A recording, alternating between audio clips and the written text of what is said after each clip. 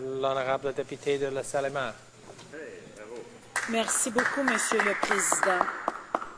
Alors, eh bien, Monsieur le Président, il me fait plaisir de me lever en chambre et de joindre ma voix à celle de mes collègues de l'opposition officielle au Comité permanent de la condition féminine, dont j'ai l'honneur d'être la présidente. Elles ont parlé éloquemment de cette motion, c'est-à-dire qu'elles ont parlé justement de la confusion qu'apporte cette motion. Je ne comprends pas la parraine de cette motion, qui est également membre du Comité de la condition féminine et qui est au courant des enjeux qui touchent la condition féminine au Canada, que ce soit pour toutes les femmes, notamment des 3 enjeux qui concernent Conditions féminines Canada, c'est-à-dire la violence faite aux femmes, le leadership et également la situation économique des femmes. Alors, si vous permettez, je vais lire quelque peu la motion et vous allez voir que dans la motion, c'est difficile de voir l'intention du gouvernement face à cette motion, car on semble y mêler plusieurs différents facteurs. Alors ici, on demande que la Chambre demande au gouvernement de prendre des mesures pour empêcher les mariages forcés. Bien, on l'a souligné déjà, nous sommes opposés au mariage forcé et le Canada est opposé au mariage forcé car c'est une forme de violence contre les femmes. Le mariage doit se faire entre 2 adultes consentants.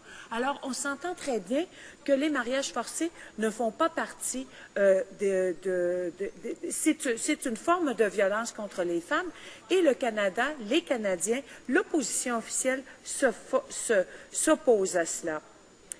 Alors, les mariages forcés et toute forme de parrainage non consensuel dans le cadre de systèmes d'immigration en modifiant le règlement sur l'immigration et la protection des réfugiés de manière à interdire le mariage, le recours au mariage par procuration, par téléphone, par télécopieur, pour pouvoir parrainer un conjoint.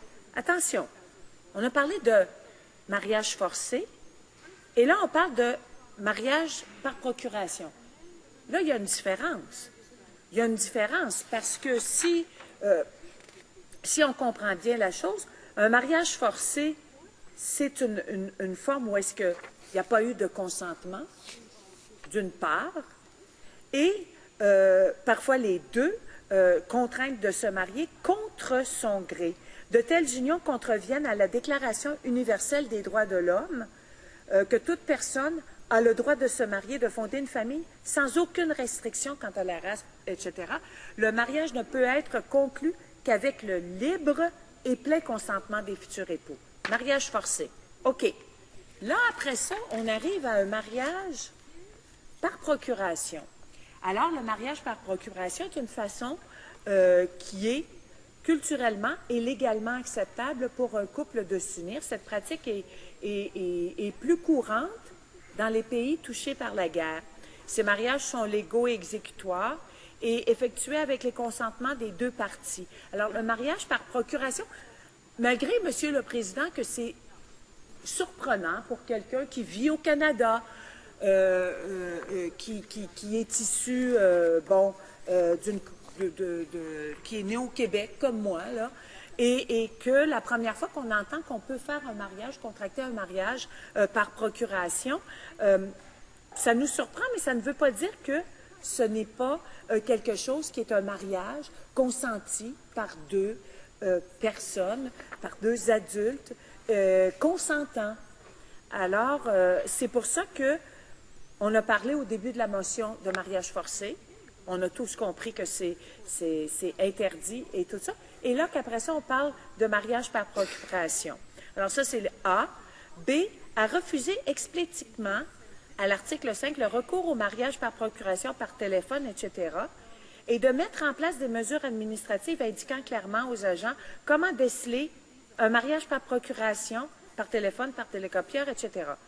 Alors, ici, ce que cette motion-là fait, c'est que ça dit un mariage par procuration égale un mariage forcé.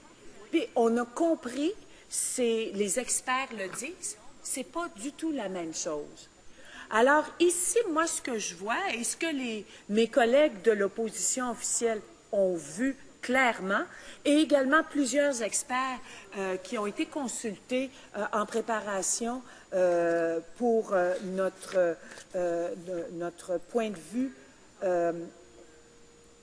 sur cette motion-là, on dit, écoutez, là, on ne parle pas de la même chose. Si le gouvernement veut vraiment arrêter la violence contre les femmes, et le mariage forcé serait une forme de violence contre les femmes, bien, faisons en sorte que les femmes qui subissent ce type de violence-là aient recours à des services, à des moyens qui vont faire en sorte de pouvoir se sortir d'un mariage forcé s'il a été contracté, ou encore de pouvoir prévenir un mariage forcé et qu'elles puissent se tourner vers de l'aide qui va pouvoir prévenir ce type de mariage-là, qu'elles puissent se sortir de cette situation-là. Et Monsieur le Président, j'ai le privilège de représenter une circonscription qui est très diversifiée, la circonscription de LaSalle-et-Mar. Et je dois vous avouer, Monsieur le Président, que c'est toujours avec beaucoup d'humilité que j'apprends à mieux connaître les gens de ma circonscription de LaSalle-et-Mar et de mieux connaître et de mieux comprendre toute cette diversité que j'ai la chance et l'honneur de représenter. J'ai la chance également parce que les gens font appel à mon équipe, à moi, pour pouvoir justement régler des questions au niveau de l'immigration. Et je dois vous dire que les demandes continuent de s'accumuler suite au changement qu'il y a eu au niveau du système d'immigration. Et malheureusement, ça ne s'en va pas en s'améliorant, ça va en empirant. Récemment, j'ai dû défendre une famille issue du Cameroun, dont 2 enfants sont nés au Canada, et suite à de nombreux appels au ministre de l'Immigration, au ministre de la Sécurité publique, de nombreuses pétitions qui ont été signées par les membres de la communauté en soutien à cette famille camerounaise qui, selon moi, font face à justement des dangers, notamment pour les 2 filles de la famille. Et cette déportation-là a vraiment touché et troublé les gens de ma circonscription. On en parle encore et je dois vous dire que ça m'a affecté énormément.